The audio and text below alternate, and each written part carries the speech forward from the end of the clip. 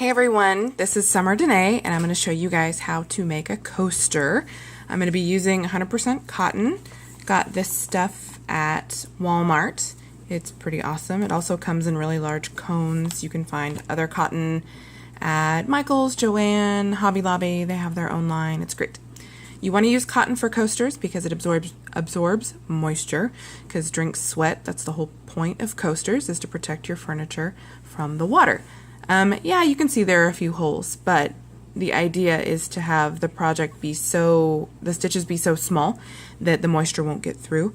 You also use cotton for things that you want not to melt, like pot holders, trivets, things like that, a hot pot or pan coming out of the oven would possibly melt. So cotton is amazing.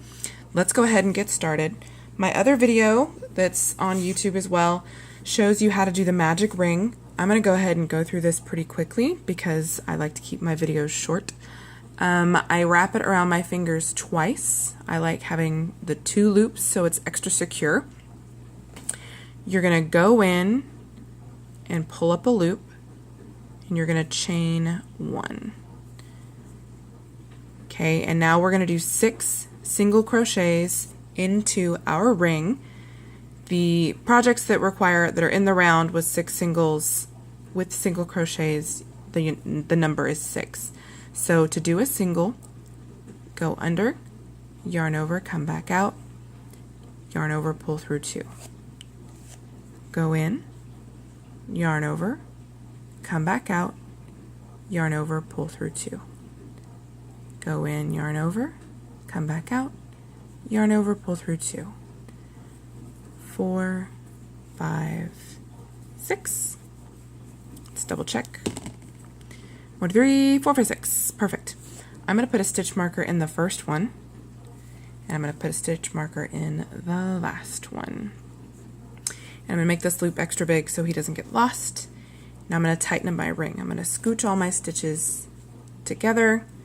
I'm going to pull this tail to see which ring is which. So this guy, this little short part, the left part of the short ring is attached to my tail. I want to pull the other side to get this guy to get smaller. And they're all kind of twisted and it doesn't really matter.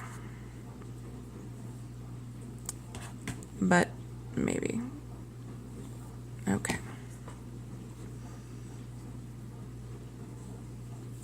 So you're going to pull them kind of tight.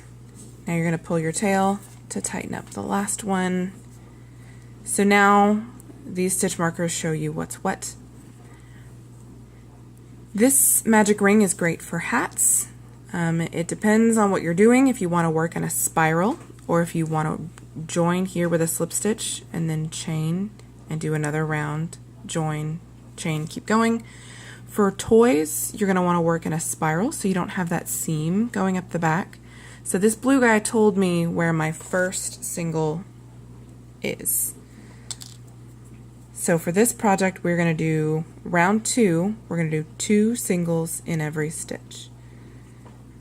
This guy is going to be tricky to work into because you tightened everything with the ring. Okay. Yarn over, come back out. Yarn over, yarn over, pull through 2. You're going to put 2 in every stitch. Okay, so basic math facts told you that the first round had 6 stitches, so if you put 2 in every single stitch, that's going to mean you're going to have 12. And we are going to increase by 6 every row. So round 3 is going to have 18 and so forth.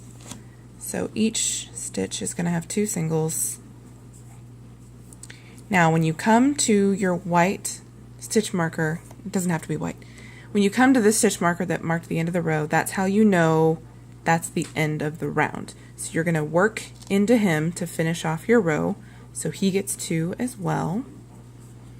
And now I'm going to put my stitch marker back in that last stitch. Okay, so that's the end of round 2. I'm going to also mark the end of round 1, and I'm going to leave that marker there for the rest of the project. So I'm just going to kind of make it up. And he's stubborn, so I'm going to do this loop.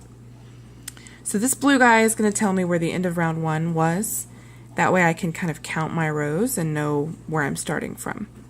So row 3, we're going to put 1 single in the first stitch, 2 in the next. 1, 2, 1, 2, all the way around. So 1. Okay, Summer. 1, 2, 1, 1, 2. All right, I'm going to pause it and be right back. Okay, I'm at the end of my row, so I'm going to move the stitch marker and I'm going to put 2 in this because I've already done 1 and here's 2. At the end of all your rows, that marked stitch is going to be the end of every row, so that is where your 2 stitches are going to go. If you get to the end of your row and that white doesn't match the end of your count, go back and see where you goofed. It's much easier, trust me. So that's 1, 2, 3 rounds. So now we're going to do 1, 1, 2. 1, 1, 2. So 1, 1, 2. And I'm going to pause and see you in a second. Okay, I've done my 1, 1, and I'm going to do 1, 2, and that is going to be the end of row 4. Blue is 1, end of 2, end of 3, end of 4. So 4 times 6 is 24. Yeah. So you're going to have 24 stitches. If you reached your stitch marker when you thought you should, you probably have 24, but don't be afraid to go back and count. Don't be too proud. There's nothing worse than getting to the end of a row that's supposed to be like 72 and you're off. And it's only going to get worse if you ignore it when it's small. So this is your project. So we did 1, 1, 2. Now for round 5, we're going to do 1, 1, 1, 2. So there's 3 individuals and then 2. The following round, you're going to have 4 individuals and then 2. 5 individuals, then 2. Next round, 6 individuals and then 2. For those of you who like knowing extra fun information, I'll go ahead and spoil it for you, get kind of close. Yay! So we put 2 stitches right here in this little hole, right there. There's 1, 2. So when we work now, we're going to do 1, 1, 1, 2, and we're going to put 2 stitches in this guy. He is the second of the 2 in that hole, and that has happened every row and will happen every row from now on as long as you're increasing by 6 stitches per row. So 6, 12, 18, 24, 30. So for those of you who like to not pay attention, you can just go until you see the second stitch and then put your 2 here. Go, go, go, go, go, put your 2 here. But the only problem is with singles, it's a little trickier to see than with half doubles or doubles. So sorry if that doesn't really work in this project, but it's a nice double check if you're working, especially if you're on round like 7 and you're like, I don't know. So just kind of look and see that you're on track. And then again, don't be afraid to count. So this guy's going to get bigger and bigger, and you're going to finish 9 rows.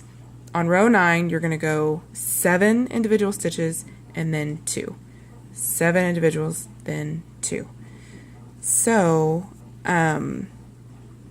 yeah, sorry, the math works out, I promise. So then at the end of everything, you're going to have 54 because 9 times 6 is 54. Not that that matters. So this guy is 9 rounds, and he's about 4 1/4 inches across from edge to edge. It's taller if you go from corner to corner, whatever, it doesn't matter. So the only problem with working in a spiral is you have this little jog. So I ended the row, and as you can see, if we wanted to just end the project here, I'm going to take out my stitch marker, you've got a height difference. So that's the only setback, the only problem between doing things in a spiral versus rounds where you join and finish. So the way to get from really tall to really short is you just do a bunch of slip stitches. For this one, I just did 2 slip stitches, but you can go until you get to the corner. You're like, Summer, coasters are round. Corner? I know. Problem with these is that because you put the increases in the same place every time, it starts to look like a hexagon, which is cool if you're after a hexagon, but kind of a bummer if you're after a circle. And I'll talk more about that in my little tips and tricks circles video in a second. So you can see that it's not that bad. If you do your slip stitches to the edge, it's not that noticeable, and then you'll just cut your yarn and then weave in your tail. I think that's it. If you have any questions, feel free to email me, message me, Facebook find me, comments, etc.